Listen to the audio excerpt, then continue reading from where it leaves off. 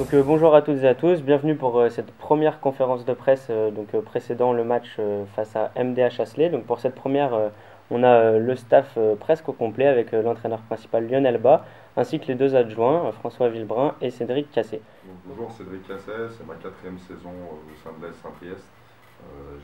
J'avais en charge les U16 jusqu'à présent et je viens d'intégrer tout nouvellement le staff de la Nationale 2 en tant qu'adjoint de Lionel Blanc. Ok, très bien. Et pour toi François? Voilà, donc moi, la différence de Cédric, je suis tout nouveau au club, donc j'arrive de l'AS Bron. Ça fait une quinzaine d'années que je coach et je suis passé notamment par quand j'ai eu un CFA2. Voilà, puis également, en parallèle, j'ai passé tous mes diplômes pour aller jusqu'au DES que j'ai obtenu en mai 2018, là c'est tout récent.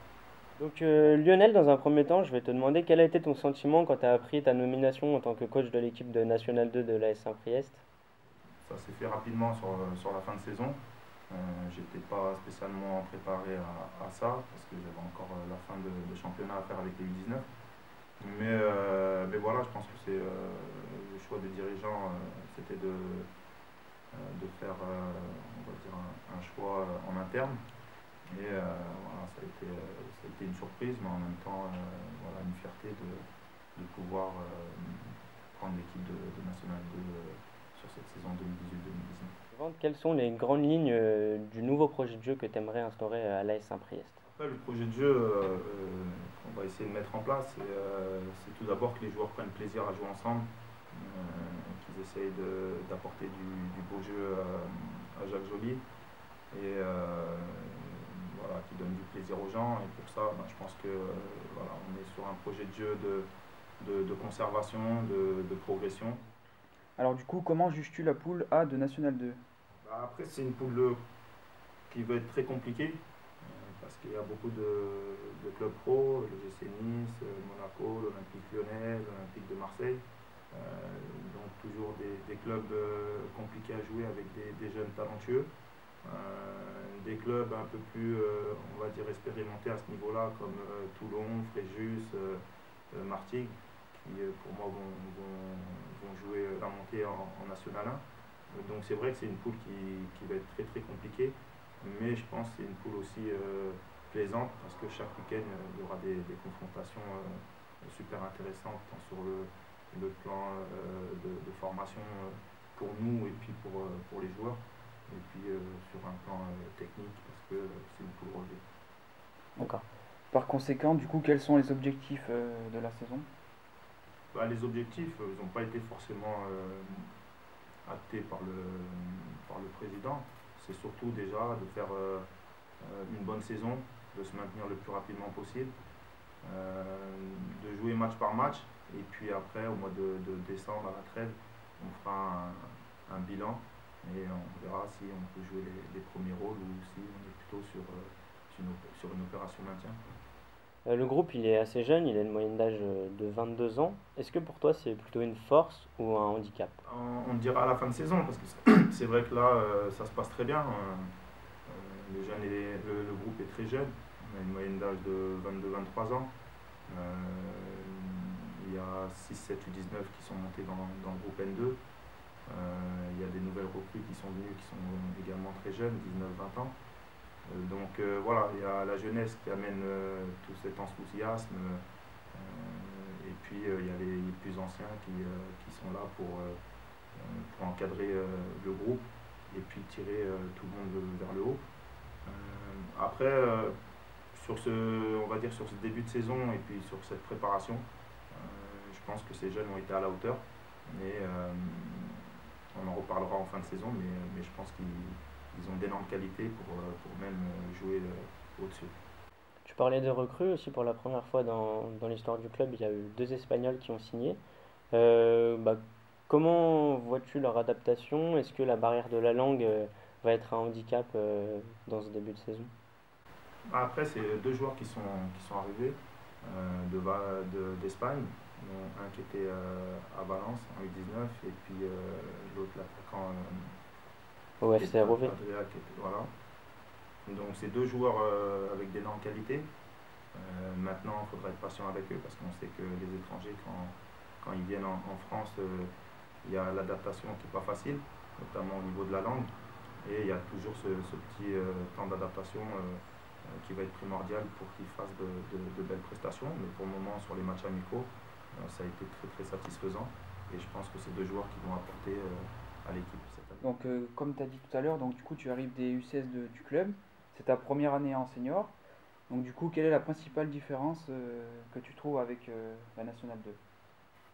Bah déjà, le niveau, hein, on est sur la Nationale 2, c'est du professionnalisme. Ensuite, le public, on est sur un public senior, donc on est clairement sur du sportif. Les garçons sont autonomes et on est moins sur l'éducatif que sur les jeunes. D'accord, très bien. Et bah, du coup, tu intègres le staff N2 avec un rôle d'adjoint. Comment sont réparties les tâches avec le staff technique? Bah, les tâches sont bien prédéfinies. On a l'entraîneur principal qui est là pour effectuer les choix, bien qu'il nous concerte, nous adjoints. Après, avec François, on se répartit les tâches du mieux possible afin de soutenir Lionel. Donc nous, voilà, moi je me suis occupé de tout ce qui est préparation des matchs amicaux, là où François s'est occupé de tout ce qui est préparation du stage. Donc nos tâches sont vraiment prédéfinies de sorte à avoir la meilleure organisation possible, je dirais. D'accord.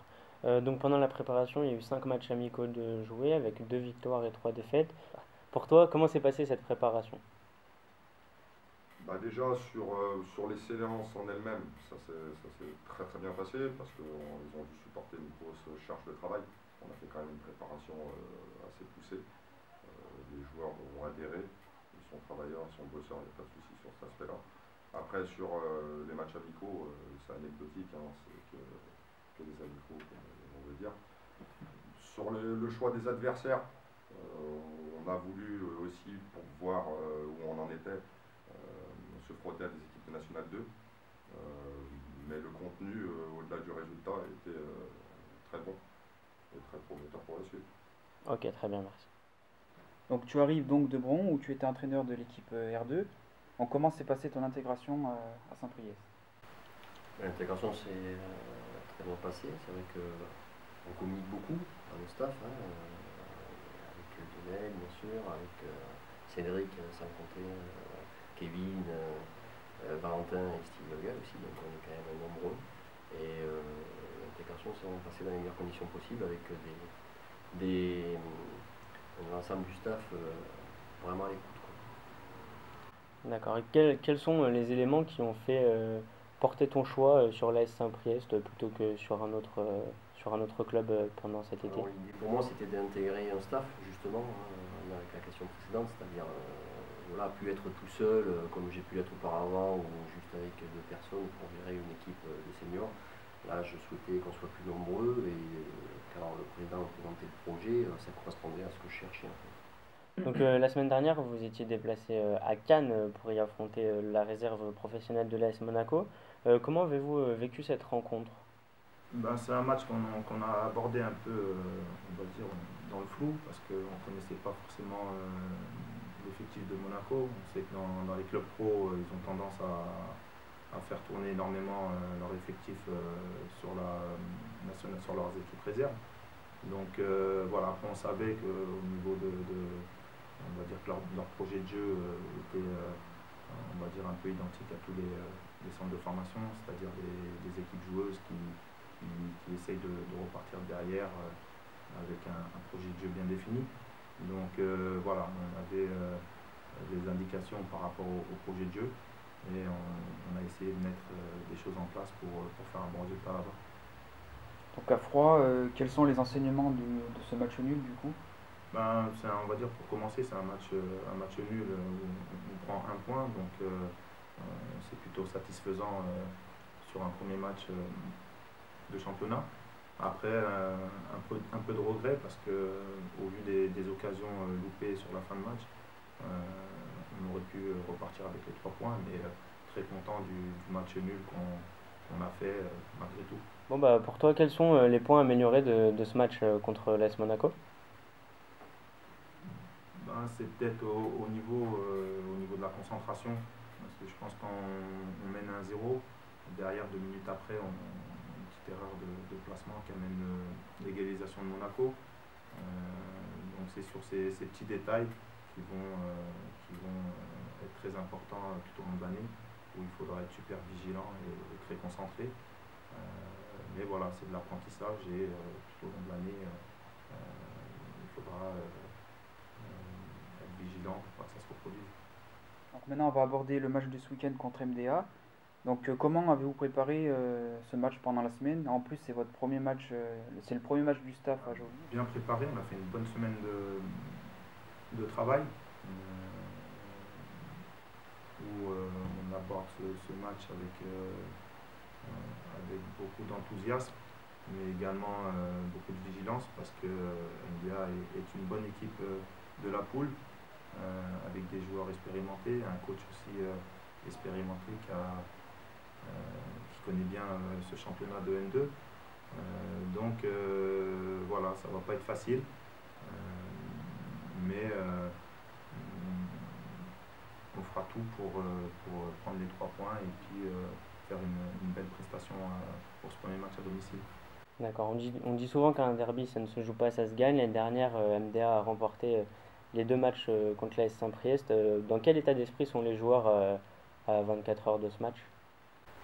Moi, les joueurs sont plutôt, on va dire, pressés de jouer cette rencontre. Toutes les rencontres vont être intéressantes, mais c'est vrai que quand on joue un derby, c'est un peu spécial. Surtout que les joueurs dans la région se connaissent. Il y en a qui ont joué à MDA, d'autres qui ont joué à Saint-Priest, inversement, notamment le coach aussi qui était à Saint-Priest. Donc ça met un peu plus de piment sur cette rencontre. Mais après, voilà, après c'est une rencontre pour moi comme les autres, où chaque rencontre à domicile, il faudra essayer de prendre les 3 points.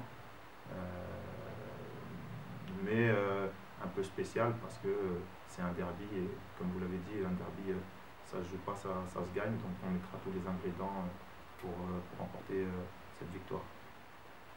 Et pour finir, du coup, que penses-tu de cette équipe de MDA qui vient d'accrocher Toulon dans la première journée? Ouais, j'ai pu voir le match qu'ils ont fait contre Toulon et puis un match de préparation qu'ils ont fait cet été. Donc voilà, après ils n'ont pas forcément joué sur le même schéma tactique sur leur match amicaux que le match contre Toulon. Mais voilà, comme je vous ai dit tout à l'heure, c'est une équipe expérimentée avec de très bons joueurs, avec une assise défensive très costaud, où ça sera compliqué de passer. Mais voilà, nous aussi on est confiants, on a une belle équipe. J'espère que les joueurs répondront présents sur cette rencontre. D'accord, très bien. Bah, merci à tous les trois. Et puis on se donne rendez-vous demain à 18 h pour cette seconde journée de National 2 au stade Jacques Joly de Saint-Priest. Merci à vous. Merci.